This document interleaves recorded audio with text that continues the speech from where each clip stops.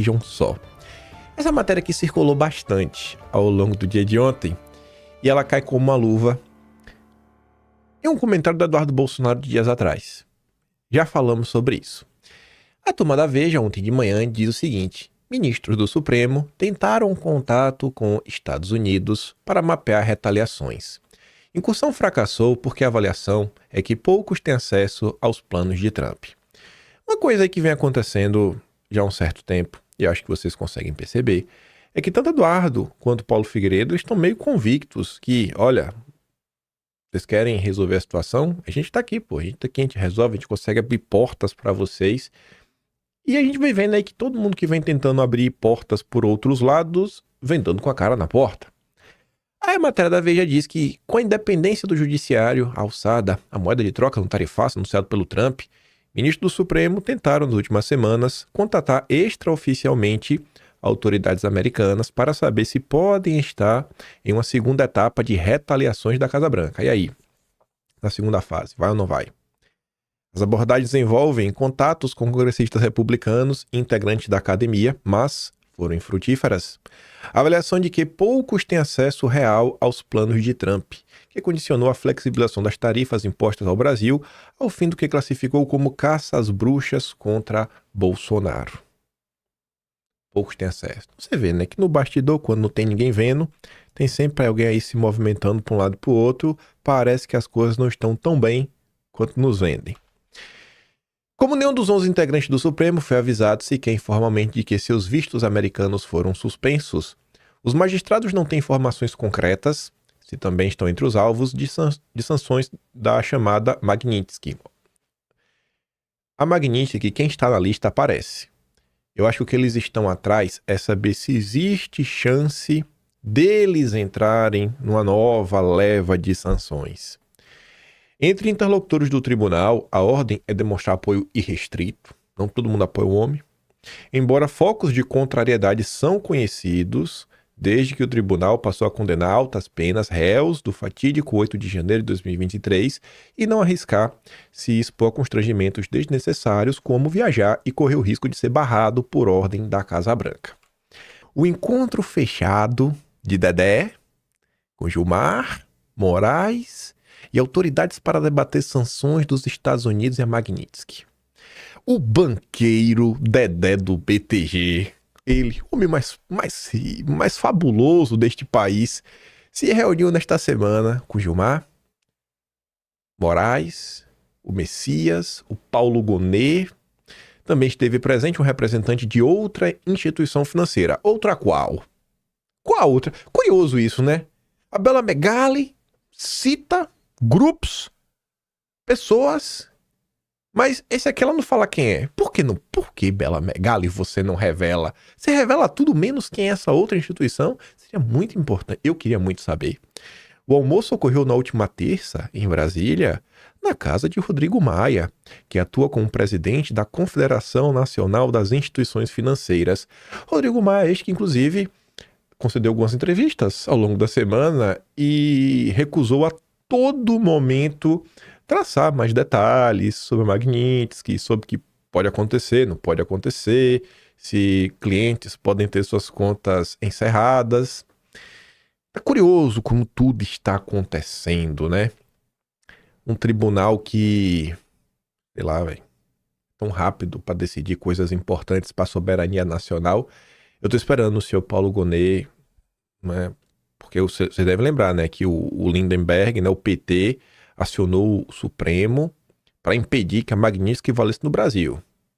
Aí o Zanin foi sorteado, mandou pro Gonet para dar um parecer e a gente tá esperando. Eu quero ver a canetada para cima dos bancos, ver quem são os brabos. Segundo duas pessoas que estavam no encontro, a conversa ocorreu para avaliar a situação entre o Brasil e os Estados Unidos, o impacto do tarifaço e os alcances da Magnitsky. O encontro também incluiu gestos de solidariedade ao Supremo. Não sei, aqui pra mim é aquela meio barrigada da Bela Megali pra falar que todo mundo é amigo, né? Não sei se o pessoal tá muito preocupado com isso, mas enfim. Gilmar e Dedé têm boa relação e costumam conversar com regularidade. Em sua passagem por Brasília, Dedé também teve uma agenda no Palácio do Planalto, mas não com Lula. Dedé se reuniu com o chefe de gabinete do Lula, Marco Aurélio Santana Ribeiro. Essa agenda a gente tinha comentado. Saiu lá no Metrópolis, no Yoga Delha. Foi quem comentou que o Dedé estava por Brasília. Então, assim, é muito difícil o Dedé ir pra Brasília. Imagina, o cara sair da Faria Lima, do lugar mais charmoso do país, vai pra Brasília só se encontrar com o chefe de gabinete do Lula, só pra isso. E essa matéria do Yoga Delha é muito curiosa, porque ele falava assim, ó, a coluna, a SECOM confirmou o encontro e ressaltou que em nenhum momento o Dedé e Marcola discutiram qualquer assunto relativo a ministro do Supremo à Corte. Sabe? A matéria não conta o que discutiu, mas fez questão de falar. Olha, a gente não falou nada de judiciário. Você vê como as coisas são meio estranhas? Eu fui olhar umas coisas que eu postei assim ao longo do mês de julho, né? Do tipo relembrar e viver. E o que eu falo pra vocês da importância, né, de conhecer os agentes políticos, politizar as pessoas, saber realmente o que se passa no país. Não é assim, cara. Você tem que assim olhar a situação de forma mais ampla, conhecer as pessoas pelo nome, porque você vê que a política, ela não é feita por, sei lá, esquerda, direita. Ela é feita por Bolsonaros, Lulas, né, Eduardos Bolsonaros, José Dirceus, né, botou assim no plural, falando, política é feita de pessoas. Pessoas fazem coisas. Pessoas tomam ações. E quando você pega o Brasil, você vê que a coisa bem que vai se repetindo, né? Dia 9 de julho eu falava, só um homem para salvar o Brasil nesse momento. Concorda, Ciro Nogueira? E aí o meme se torna verdade, né? Primeira vez que eu postei esse meme. Vá, Dedé, salve o Brasil. O homem é brabo, viu? 1.000 banqueiros no Brasil, mas tem que ser o Dedé. Segundo a Globo, o empresariado começou a dialogar com quem precisa dialogar. A tropa do Dedé percebeu que não adianta fingir que não existe a componente política da crise institucional. E aí eu comentava, né? Olha onde saiu essa matéria. Bela Megali, a mesma jornalista que contou desse evento. Quando você lê uma matéria como essa, você tem que ir se perguntando, né? Assim, ó, os apelos de empresários a ministros do Supremo às vésperas de tarifaço de Trump contra o Brasil. Quando você lê uma matéria, você tem que se perguntar o seguinte, cara, como esta matéria chegou até a imprensa? A Bela Megali, ela não fica de campana, como é que fala assim, na tocaia, assim, esperando ver se vem quem entra e quem sai do Supremo. Não é assim que funciona. Ela não fica na frente da casa dos meninos, ver quem entra e quem sai. Não é assim que funciona. Essa informação chegou a ela por alguém. E várias informações chegam a diversos jornalistas o dia inteiro, todo dia. Por que publicar essa matéria? Por que logo essa? Obviamente essa aqui é informação curiosa, mas ela não é postar de forma aleatória. Aí tá ali, né? Ministro do Supremo, com mais trânsito no empresariado, passaram a ser procurados. Procurados por quem? Eu tenho certeza que tem muito empresário no Brasil que tá com a mão na cabeça. Vamos pensar o seguinte, aquele cara que produz laranja, suco de laranja. Tu acha que esse cara aqui vai procurar ministro? Tu acha que ele tem acesso? A não ser que ele seja um ultra mega empresário com bilhões na conta, eu tô para uma centena de milhões, com um grande peso político. Assim como existe uma ala na corte que, segundo a imprensa, né, tem mais trânsito no empresariado, existe alas no empresariado brasileiro que tem mais trânsito na política. Né? E é isso, essas nuances que são interessantes você ir pegando no meio do caminho. Segundo os magistrados, representantes de segmentos que serão mais afetados, né, têm buscado a corte para conversar, entender o cenário, né, entre aspas, assim, que cenário, né? O judiciário para entender o cenário, mas como assim? Os empresários, o judiciário, não era o Lula? O problema não era o Lula? Os magistrados deixaram claro que o tarifaço é do Lula. Eles têm destacado que as pressões, né, do Trump, não vai ter nenhuma interferência aí no negócio de Bolsonaro e tudo mais. Tá bom, então. Aí, dia 3 agora, eu falava o seguinte, rapaz, eu não consigo ler nada da revista Exame, sem lembrar que Dedé comprou a Exame em 2019. E aí, as matérias que iam saindo na Exame, né? Eu não consigo achar que isso aqui é uma coincidência. Ainda mais agora, quando você vê onde é que tá o Dedé, né? Lei Magnitsky. Não discutimos a lei, nós cumprimos a lei, afirma o CEO do Bradesco. Que coisa, né? Aí depois veio lá, a Exame de novo. Lei Magnitsky. Chinesa punida precisou viver somente com dinheiro em espécie. A classe política tem um jeito peculiar de se comunicar com seus pares. Ninguém vai sair tweetando, né? Ó, encontrei fulano aqui, a gente discutiu hoje sobre o jogo do Palmeiras, do Corinthians. Aí você vai achando aí, né? Vai mandando recados. vai mandando recado. Depois você aparece pra falar que não mandou recado nenhum.